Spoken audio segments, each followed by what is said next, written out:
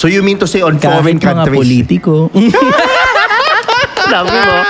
Sinabi mo. Ako kasi ang tingin ko, minement nilang tanga ang Pilipino. Kasi kung walang tanga ang Pilipino, majority ng boboto, yung tanga eh. Totoo, brother. At ang pinakamadaling paraan para panatilihin mong tanga ang mga tao, bigyan mo ng pera. Huwag Tsaka mo nang pan-load. pagtrabahuhin. No. Bigyan mo ng pera, bigyan mo ng load, sustentuhan mo. And once their lives gets comfortable enough sa pagtanggap ng pera galing sa mga putang inang politiko, they will throw their dreams out of the window. Di ba? Napakadaling maging politiko. Napakadaling maging politiko. Pero mas mahirap maging tapat na tao. Totoo. Tapos yung binabayad sa tax, God forbid, saan napupunta. Di ba? Sa pinagpalang bulsa ng mga politiko na nire-recycle yung ilang porsyento para tawagin silang mabubuting tao na nagbibigay sa mga mahihirap. So yung mabubuting Napupunta sa mabuting kamay. Yan! Totoo. Mabubuting kamay. I wonder kung saan galing yung mabubuting kamay. Excited na ako mapatay ng mga hinayupak na yan. Pero yung sa tingin mo, may politiko nga bang hindi nangungurakot? Mahirap sabihin, ba? Diretso. Alam mo naman kung ano ibig sabihin ng SOP. At Sex lahat on ng phone? politiko. Sex on phone ba? Sex on pogi.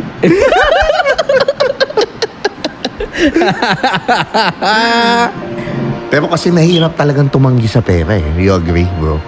Oo, totoo. It takes so much guts para tumanggi sa pera. Kasi diretso ako, personal, napakarami ng offer sa akin. Oh. At hindi birong pera ang ino-offer. Brother, milyon. I'm sure. Ang hirap tumanggi sa milyon. At bawat isang offer, kaya mong magpatayo ng isang pirasong bahay. Oo. Oo.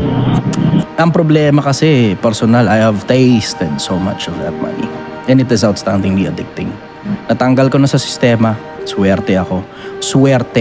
Kasi may mga iba, hindi talaga nila matanggal sa sistema hanggang kamatayan yung pagtanggap ng maruming pera. It is outstandingly addicting, brother. Take it from me. It is outstandingly addicting. So sa tingin mo, ang is money everything? Money, power, fame, sabi daw nila. Pero I beg to disagree. Sabi nila, yun daw definition ng success. Money, power, fame. Yes. Yun ang ina-advertise nila. Oo. When you look at reality in general, si Chester Bennington, Linkin Park, he has money. He is outstandingly famous worldwide. And he also had this outstanding level of influence towards people, which you can convert as, you can say it is power. So meron siyang money, meron siyang power, meron siyang fame. Ngayon, kinakain na siya ng lupa. Nagpakamatay. See?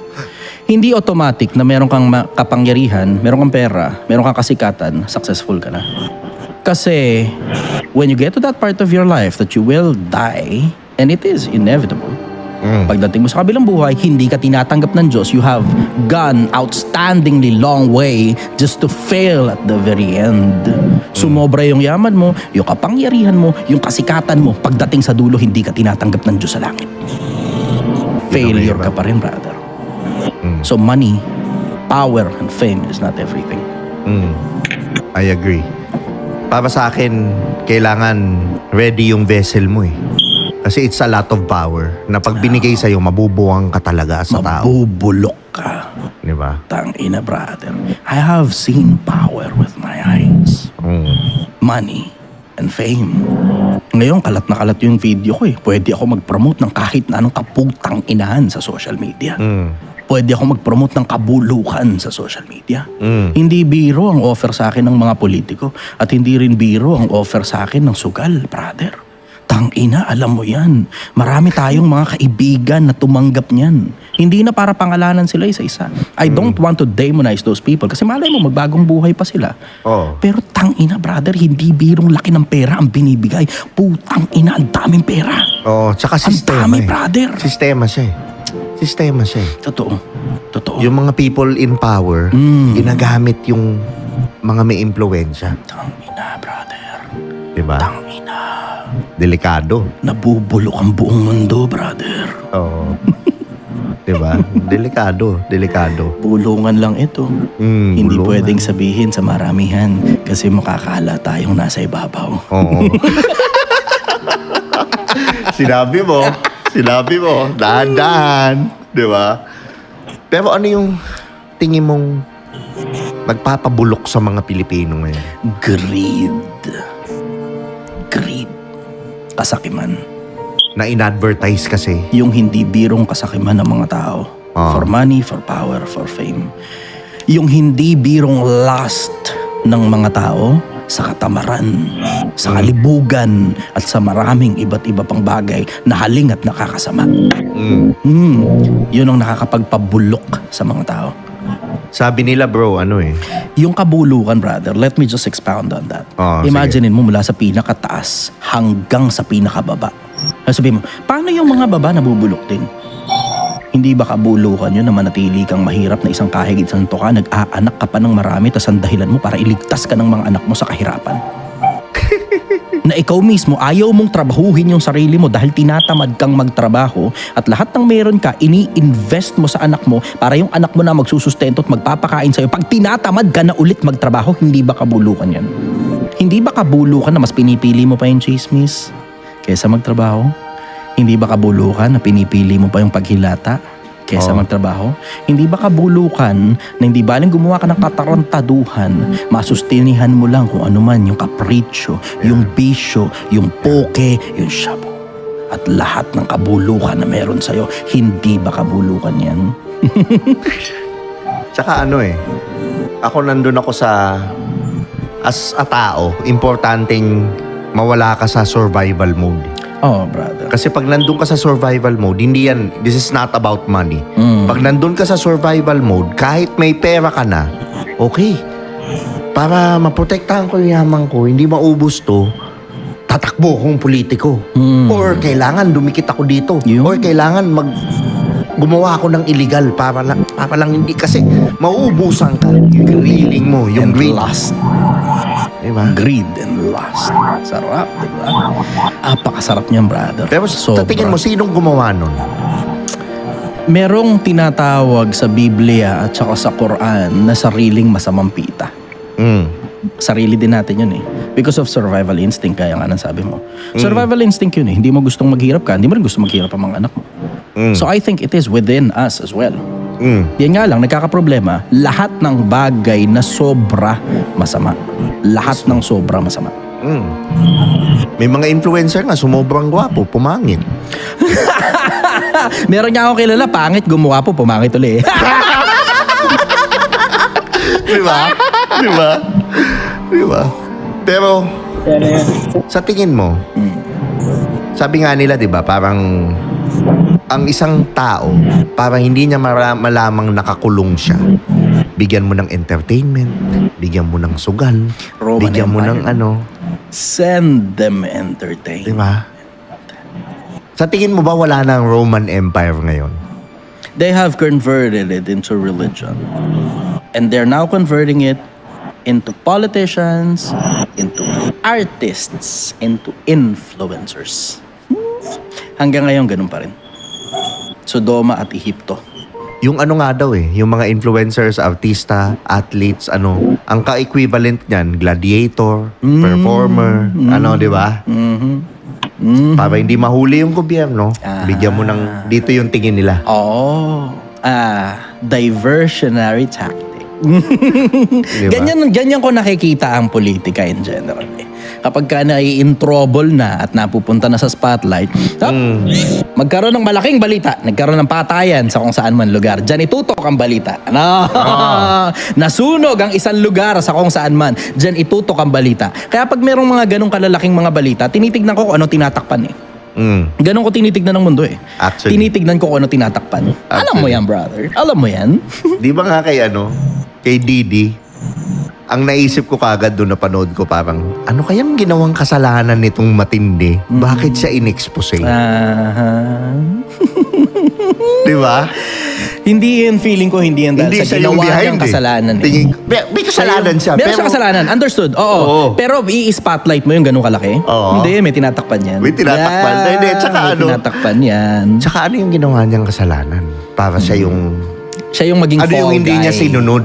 Fall guy. Oo. Yes. Para parusahan siya ng ganun. Fall no? guy yan. Fall guy. Alam mo naman yun, brother. When you get big enough, you have to make sure that all grounds are covered and there are no loose hands. Ganon kasi. Para sa akin, pinaka-matrix na bansa. Well, not really necessarily pinaka-matrix, pero Isa sa pinaka. bentang-benta sa propaganda. Pilipinas eh. I will say in general, third world country. Kasi kadalasan, kinokopy lang naman sa first world yun eh. Kung ano yung nangyayari. Kung ano yung technology, kinokopy lang ng galing sa first world, papunta sa third world. Oh. Ganon lang naman yun eh. So, Perfect nahuhuli example tayo. eh, di ba? Yun nga yung kagandahan kapag nasa third world ka. Hindi naintindihan ng maraming tao yan eh. Akala nila lahat ng third world country hindi maganda eh. Pag nasa third world country ka, lahat ng mga bagay na nasa first world country, pag dinala mo sa third world country, alam mong sasabog yan. Kasi kumanin na yun dun eh. Yun naman, naalala mo yung Uber, diba? Oo, Uber was replaced here in the Philippines. Pero at the same time, ganun pa rin yung ride-hailing app. In general, nandito pa rin yung ride-hailing app. Nanggaling yan sa first world country. Nung dinala dito sa Pilipinas, sumabog. Tapos ngayon, nagkaanak na. Depende na lang ngayon sa adaptability ng mga negosyante. Ngayon, ang pinakauso ngayon, hindi na masyado yung ride-hailing app na parang katulad ng Uber na taxi o na kotse, diba? Oo. Ang pinakauso na ngayon, yung angkas. Grab na na motor. Yun ang pinakauso ngayon eh. So adaptability. Kung ano yung nakita mo sa first world country, ilagay mo sa third world country, i-adapt mo para gumana. Kasi madalas sa pagkakataon, pag kinuha mo lang yan dito, nilagay mo dito, blunt, madalas hindi yan lalapat.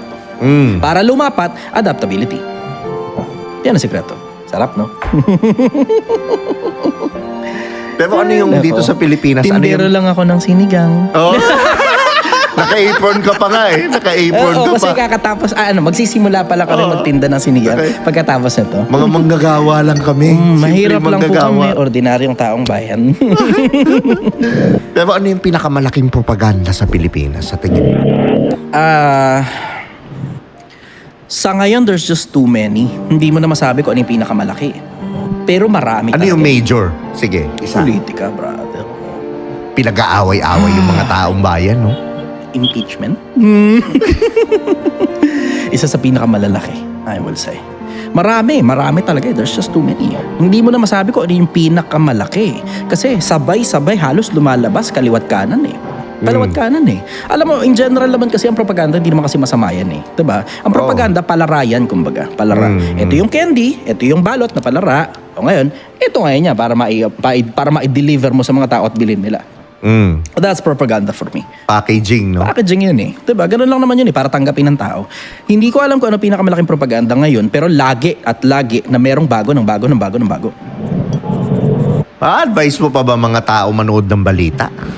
Oo, ma-advise ko pa rin ng mga tao na manood ng balita. Kasi marami ka makukuha dyan eh, current events, kung ano nangyayari sa paligid eh, diba?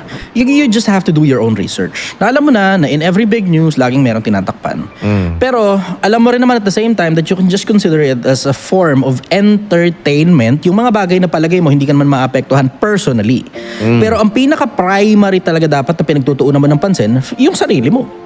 Kasi ang problema, may mga tao natatakot sa mga balita sa paligid without considering na hindi ka naman personal na apektado niyan at yung buhay mo at ng mga anak mo ang kailangan mong asikasuhin at hindi ang putang inang malalaking balita galing sa gobyerno. You just consider it as a form of entertainment until such time that it is your time to vote. Nandun ngayon ang kapangyarihan mo bilang ordinaryong taong bayan. Pag bumoto ka na ngayon, andyan ang kapangyarihan mo. Pero all the other days, you can just consider it as a form of entertainment. At tsara, hindi yan ang main course. Ang main course, yung sarili mong buhay, ayusin mo. May pag-asa pa ba na mawala ang corruption? I don't think so. Kasi kahit sa spiritual world, corrupt eh. Kahit sa spiritual world eh, isipin mo gano'ng karaming anghel yung lumaban sa Diyos, diba? Nababasa yan sa Biblia. Gano'ng karaming jinn ang meron, nababasa naman sa Quran yan. Diba? I don't think so. It is what it is, no? It is what it is. Until Judgment Day comes. We just have to wait for it. Ganun What's Judgment Day for you, bro? Palagay ko yung kaduluduluhan kung ano man ang itsura nun. Kasi one way or the other, pati mga scientifico sinasabi naman, ina-acknowledge na that we're all going to die. We're all, as a human species, dalawa lang naman kapupuntahan natin eh, either transcendence or extinction. Dalawa lang ang kapupuntahan ng mga tao in general. Yun nga yung dahilan kung bakit si Elon Musk pinipilit na multiplanetary dapat ang species na sangkatauhan eh. Kaya pinipilit niyang pumunta ng Mars kasi in case doon may mangyari sa mundo, at least meron tayong backup planet. Pero in general, I think humanity in general, the human beings in general, dalawa lang ang pupunta natin. Either transcendence or extinction. So kung ano man ang itsura ng Judgment Day, I don't know. I will just have to wait for it while working in myself. Yun ang sobrang importante. Yung sarili mo ang sobrang importante. Kung ano man ang mangyayari sa hinaharap, then so be it. Gaya nga nasabi ng kanta, Que sera, sera, whatever will be, will be. The future's not ours to see. Que sera, sera. Diba? Yun nga yung nagpapa-excite eh. Hindi mo alam eh. Yun na hindi nakikita ng ibang tao. Takot sila dun sa unknown. Pero yung sa unknown, akin, ayusin mo na lang yung sariling mong buhay so you will not have fear of the unknown kasi you can do something about the future. What you do today will be a reflection of your future. Mismo. Kung ano man ang Present tinatrabaho moment. mo ngayon, yun ngayon yung magiging kinabukasan mo. Kung ano ang mga desisyonan mo ngayon, apektado dyan yung susunod na buwan mo, susunod na taon mo, susunod na 10 taon mo. Alam mo, hindi naman ganun kahirap na umalagwa sa buhay, brother. I have learned so many things throughout my life. Ang isa sa mga pinaka naintindihan ko, nakakapagod lang. Pero hindi ganun kahirap umalagwa sa buhay. Trabaho ka ng gusto. Galingan mo ng gusto. Ang hirap kasi sa mga tao, hindi nila ginagalingan eh. Tumatrabaho naman. Nag-overtime pa nga eh. Pero hindi ginagalingan. Sapat lang para sumweldo lang sila, bayad pati overtime. Pero kung lalaliman mo lang sana, ang sikreto ng pagdami ng pera nasa paglalim eh. Ang sikreto ng pangarap mo nasa paglalim. Laliman mo doon sa bagay na ginagawa mo. Ano ginagawa mo? Construction worker? Good! Kaya mong malagwa sa pagiging construction worker. Mula doon sa pagiging pion, kasi ako naging pion ako eh. Construction worker, tagahalo ng semento, tagabuhat ng hollow block. Minsan pa nang hanap buhay ko yun eh. Hindi nga lang ako nagkaroon ng skill kasi nalipat ako ng ibang industriya. Pero nakita ko yung mga may skill. Binabayaran sila ng mas mahal kaysa sa laborer. Mismo. Tapos, yung mga may skill, paglipas ng panahon, kabisado na nila yung ginagawa nila, dumami ngayon yung skill nila, nagiging contractor sila. Tapos, kapag naging contractor ka pala, malaki posibilidad, yayaman ka kasi malalaking pera na pinahawakan mo dyan. Huwag ka lang tanga, huwag ka lang gago na inuubos mo sa kapritsyo yung pera mo, pinambababae mo, diba? Pinasusugal mo, pinangiinom mo. Basta ayusin mo lang ang kalkuladas mo, ayusin mo lang yung ginagawa mo, ayusin mo pati pakikipag-usap mo, at kung hindi mo mapapalindigan yung pinag-usapan ninyo, matuto kang makipag-usap at makipag-rebargain. Di ba?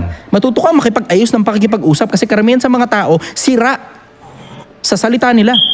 Sa iyong mga salita, matitindig ka. At sa iyong mga salita, mabubuwal ka.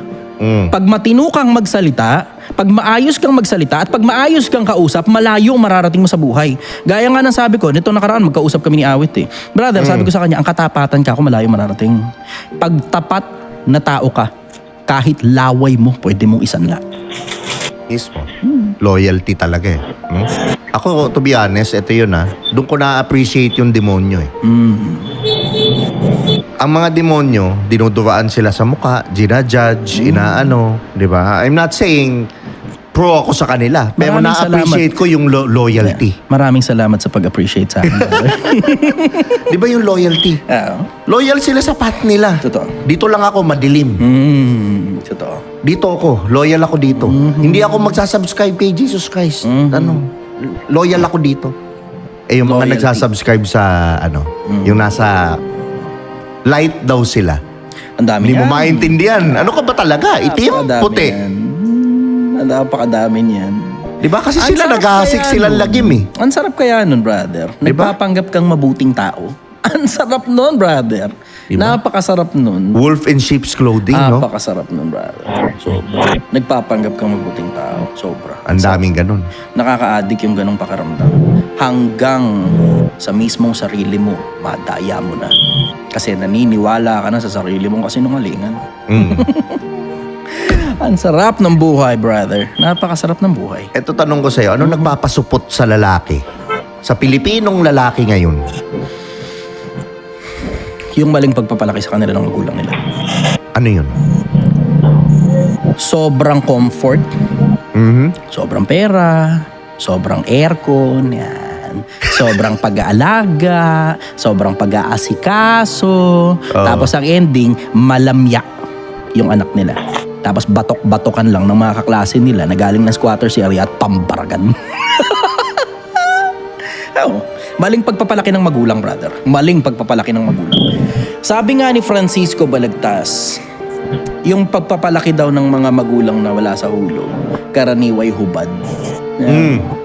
Wala talaga itutumba sa mga taong laki sa kalsada. 'Di ba? Yung mga pambaragan natin ng mga tropa sa kalsada. Napakarami niyan eh. Pero tingnan mo, pansinin mo, yung mga no offense ano. Pero maraming nasa private school, pag pinasok mo sa public school, ang laking adjustment sa kanila. Totoo. Swerte nga ako eh. Napagparehas yun eh. Swerte ako eh. Galing ng private, nilagay akong public. Binalik ng private, binalik ng public. Binalik ng private, binalik ng public. Swerte.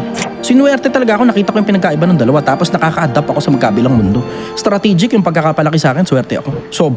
Sobrang laking swerte ko. Swerte ang tawag ko doon dahil wala naman akong control doon eh. Hindi ko tinrabaho yun. Wala akong control doon. Ang tawag ko doon, swerte. Swerte lang talaga.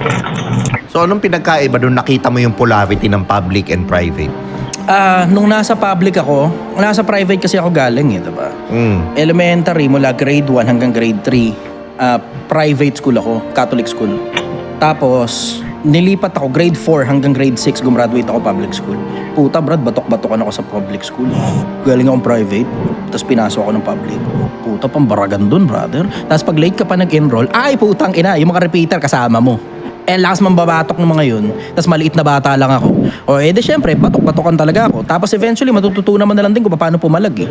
Yung isang kaklase ko nun, na batok-batokan ako dati, yung alam mo yung nag-iinit na lang talaga yung ulo ko, sinapak ko sa mukha. Tapos pagkatapos nun, hindi naman ako nanalo sa suntukan dahil maliit nga ako. Pero pagkatapos nun, hindi niya na ako binubuli.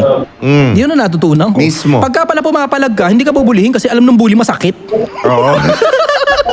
Yun lang talaga yun Yun talaga yun eh. Masakit. Ako yun yung sa bata ko eh. Hindi ako lumaban never. Kasi ang turo ng magulang ko, hindi, huwag kang lalaban, huwag kang masama yan. Ang buhay in general, brother, aapihin ka kung maaari. Mismo. Tatarantaduhin ka kung maaari. If they can get away with any crime with you involved in it, they will try their best para ikaw mismo biktima. Ang mundo bibiktimahin ka talaga pag balamya ka, brother. Diretsahan, ang mundo bibiktimahin ka pag balamya ka. Kung ako ang putang ng tarantado, nakita mo, biniktima pa ako eh. Nakita mo yun, ninakawan ako 150,000, di ba? Nakita ng mga tao yun, ninakawan ako ng 150,000. Oo. Ayun, nakasampa pa rin yung kaso hanggang ngayon. Pero ano masasabi mo dun sa mga taong pa-victim sa buhay? Okay yun. Valid naman yun eh. Diba? Valid naman yun eh. Pero ang tanong dyan, anong gagawin mo? Anong gagawin mo? Ano gusto mong gawin habang buhay ka na lang ganyan? Asikasuhin mo na kung ano ba yung dahilan kung bakit ka nabiktima, move on ka na kagad, kilos ka na kagad, trabahuhin mo na kagad para kung ano man yung nawala sa'yo, mabalik mo pa. Kung hindi man na mababalik, o edi gumawa ka na ng iba. There is something called sunk cost fallacy. Kung tawagin nila. Sunk cost fallacy. Ang konsepto nun, masyado ka na maraming na-invest sa isang bagay, hindi mo na mapakawalan. Minsan, hindi lang yan pera, minsan emotion pa. Hindi mo na mapakawalan. O, diba? Ouch. Alright. Ang sakit, brother. Diba? Nadali ako ng ganyan eh, sunk cost fallacy. Ako rin naman. Ako din. Alam mo yan. Brother. So, sunk cost fallacy ang konsepto nun. Masyado ka nang maraming na-involved na emotion sa isang konsepto. Tapos, hindi ka na maka-move on. Kailangan mong maintindihan na lahat ng bagay na nawala sa'yo, baka pwede pa. Baka hindi na. Pero gumawa ka na ng bago sa buhay mo. Kumilos ka na ng bago. Kasi minsan yung dilim ng nakaraan, kailangan mo lang tapalan ng bagong liwanag eh. Para hindi mo na makita yung dilim ng nakaraan. At every now and then, sumisiwang pa rin yung dilim na yan. Pero tapal lang ng tapal, tapal lang ng tapal, tapal lang ng tapal. Tingnan mo, ngayon, kaliwat ka na ng award ko galing sa kung saan saang award-giving body. Diba? O ngayon, ang dami ngayon natatapalan ng mga bagay na in the past ko.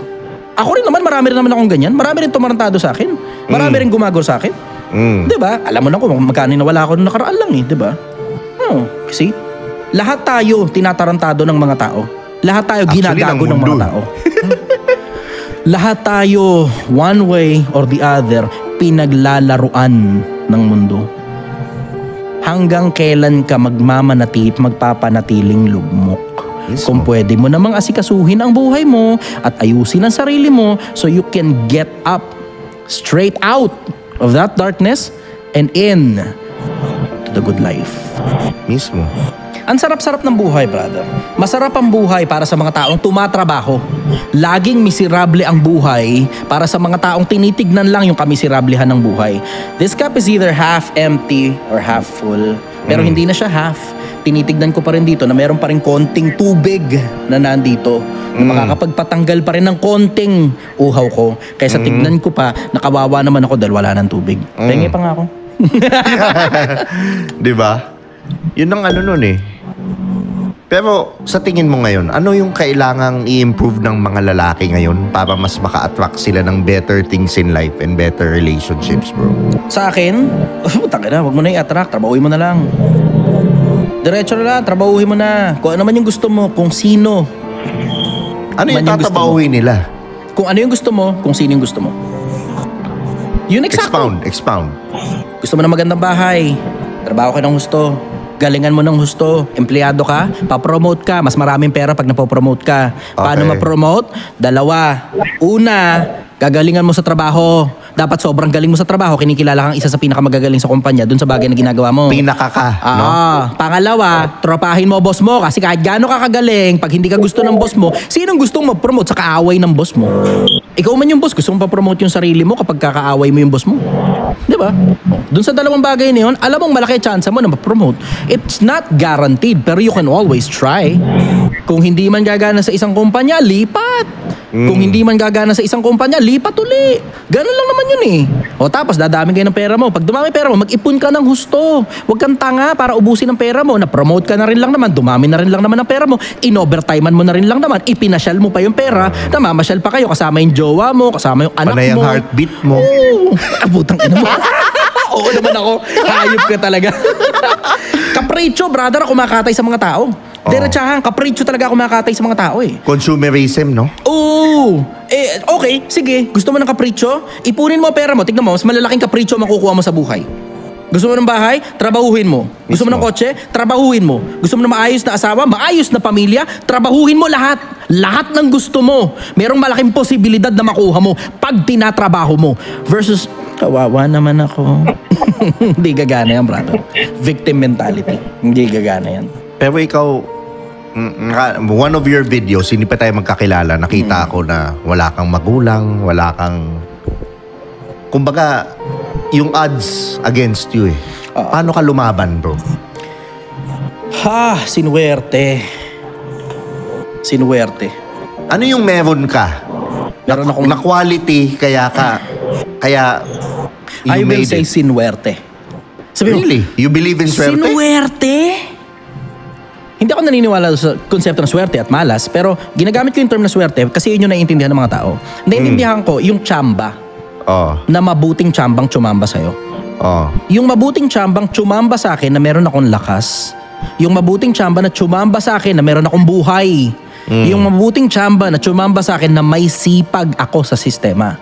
Yung mabuting tsamba na tsumamba sa akin na mahilig ako sa karunungan. Yun yung nakapagpaalagwa sa akin. Kasi mahirap ang buhay sa kalsada, brother. Diretso, pinalayas ako eh.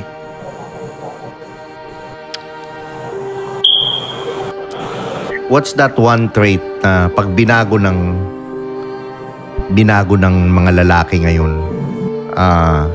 80% ng mga problema nila, kumbaga parang 80-20. Alam mo yung ganung na pag binago nila to, malaki yung epekto sa buhay nila. Tanggalin mo kamangmangan sa sistema. Karunungan ay pinakapang-ulong bagay. Sa lahat ng pipiliin mo, piliin mo unawa.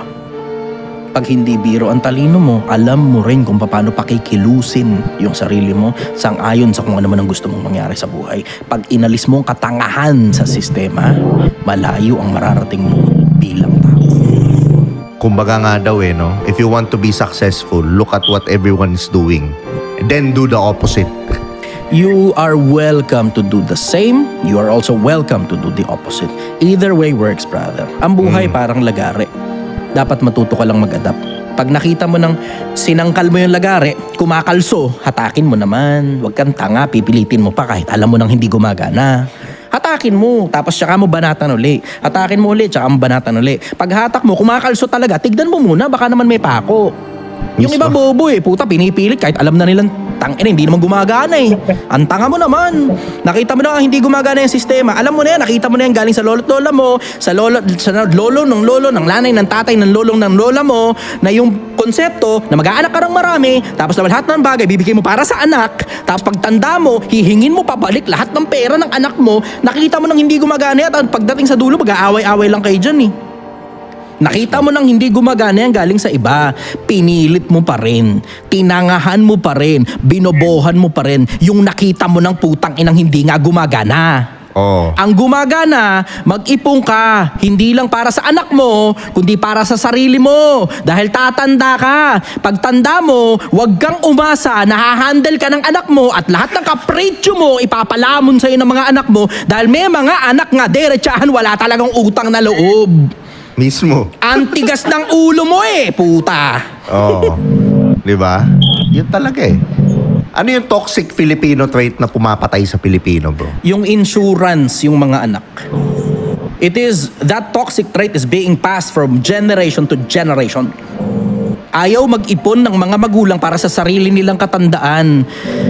Tangina, common sense naman, 'di ba? Magkakaroon ng pamilya ang anak mo, ikaw nga nagkaroon ng pamilya, di mo naman naisip na yung mga magulang mo dati, nilaglag mo rin naman, 'di ba? So ano mangyayari? Possibility is ilalaglag ka rin ng mga anak mo paglipas ng panahon at mag-aasawa at mag-aanak na sila. Bubukod na 'yan sa iyo. Hindi yun dahil hindi ka mahal bilang magulang, kundi dahil ang priority na ng mga taong may anak, yung anak nila, kung paano mo pin-priority yung mga anak mo, ganun din nila ipa-priority yung mga anak nila at mawawala ka sa equation.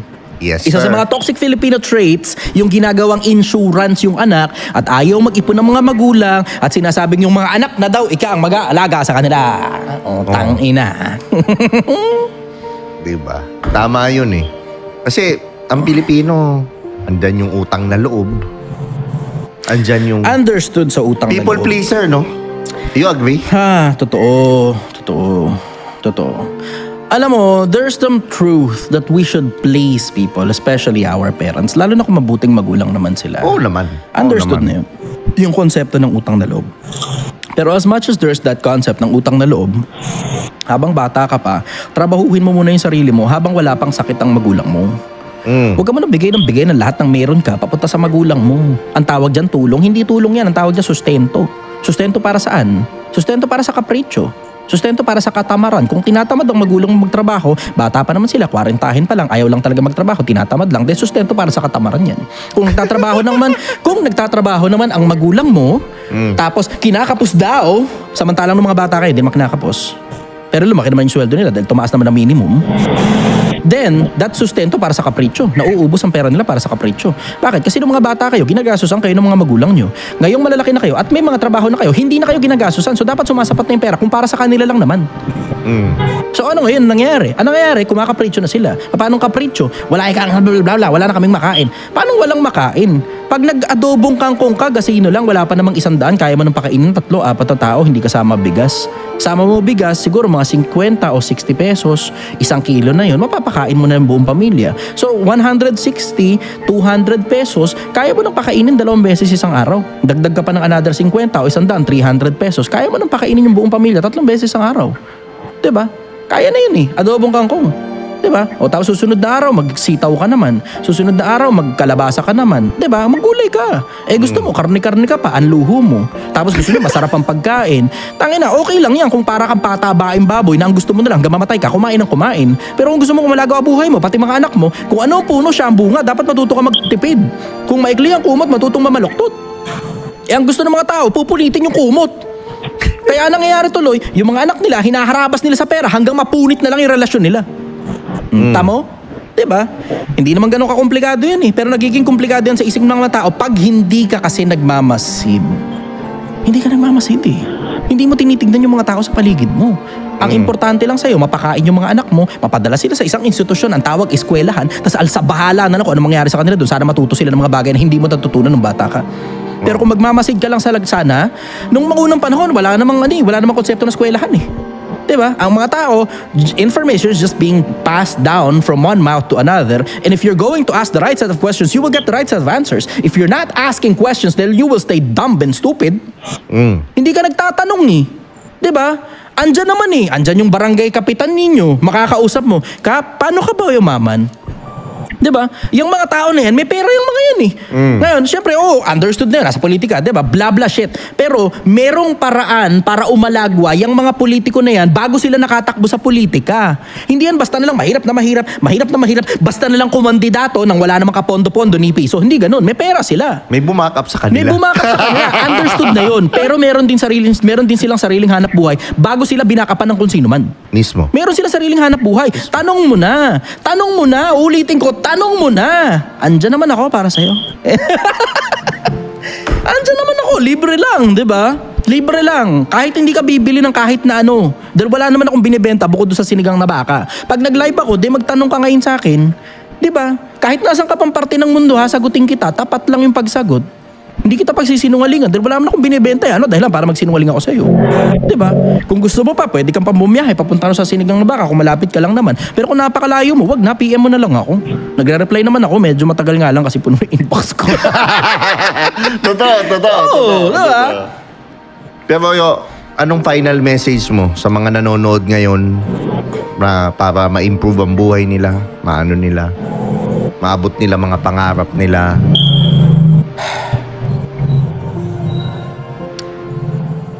Lahat ng nagdaang panahon, nagdaan na.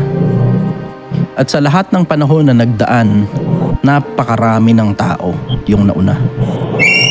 Magtanong ka sa mga nauna.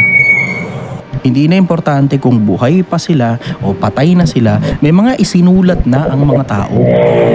Lahat ng maiisip mo na industriya ang gusto mong pasukin, merong isinulat dyan ang mga tao.